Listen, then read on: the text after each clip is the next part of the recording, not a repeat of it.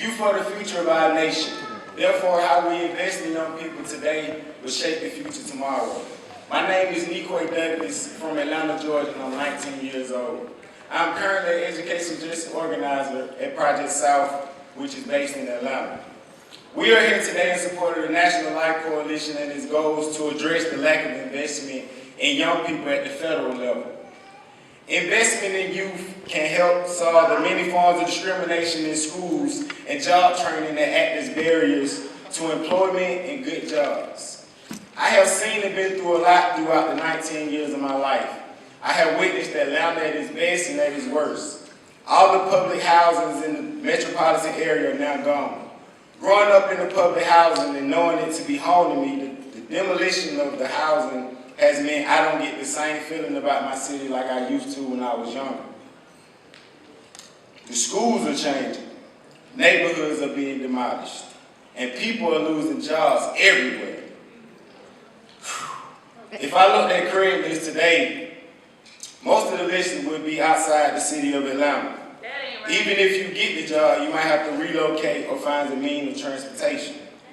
Our public transportation is cutting bus routes and increasing fares because federal and state government doesn't invest enough in MARTA or see it as critical for people and to get and maintain employment.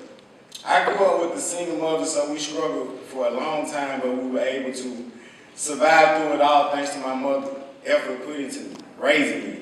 However, many youth aren't so lucky.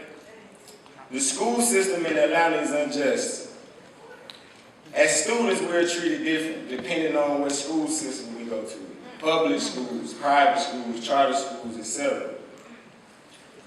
I attended public schools inside and outside of Atlanta and got a chance to experience an alternative school that focused on discipline, which was the worst school experience ever for me in life. That was too much. School in more affluent areas outside the city had a lot to offer as far as learning, extracurricular activities, and opportunities to learn something outside of academics. When I moved back into Atlanta, I attended CEP, which is a private corporation that has a contract with Atlanta Public Schools for quote-unquote disciplinary problems, students. The environment and consequences for youth in this school are unnecessary or either just cruel. The environment and consequences for youth in this school. How can we learn and pay attention in these harsh conditions? The next year I went to another Atlanta public school and it wasn't much better. Spoiled milk, filthy restrooms, and outdated irrelevant books and lessons that ensured students would not be prepared for either college or the workforce. There is no excuse for the way youth are being treated at all. We as youth have ambition and dedication to make anything happen in this world, but we don't get enough support and inspiration to believe that anything is possible. We have limited opportunities when we should have limitless opportunities. No jobs are available for youth in the general job training to develop skills for the future. Youth unemployment has been steadily rising and is expected to remain in the high double digits.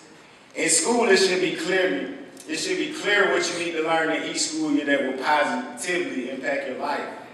Youth need support to know how to create your own way in the job market, not just for working for big businesses, but to start our own businesses to serve our communities. I see elderly people cleaning up buildings or doing other jobs that young people could be doing. We're taking advantage of elderly people and exploiting them so they can't retire, and that makes less jobs available for youth. People in charge feel like youth don't know what we want to do in life, but they don't guide us or support us in life. With all the money generated in this country, there's no excuse for people to be homeless. America is not poor. The people in America are poor. We're calling on all leaders at the federal level to take steps and increase the investment in youth for jobs and job training that will give us the support and skills we need throughout our lifetime. This investment will help solve discrimination and will shape a bright future for our nation. Thank you for your time.